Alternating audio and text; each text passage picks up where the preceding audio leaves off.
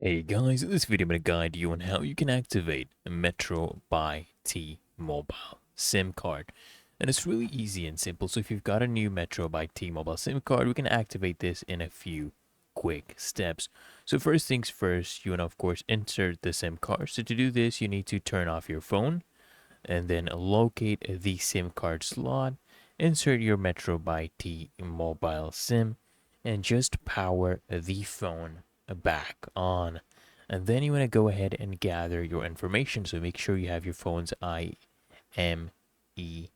number. So to find this, you can just dial star hash 06 hash to find it and the SIM card number. Okay.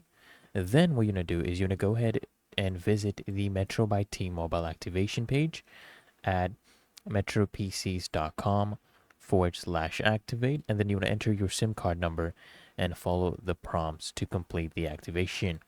And if needed, what you can do is you can call the customer service number. This is the customer service number for assistance, and then you can provide your SIM card number and phone details to a representative. And then once the activation is complete, guys, you want to restart your phone to apply the new settings, and then you go ahead and test the connection. So ensure your phone is actually connected to the network and you're able to make calls, send text, or use data. And then guys, you're all set and you can enjoy your Metro by T-Mobile service.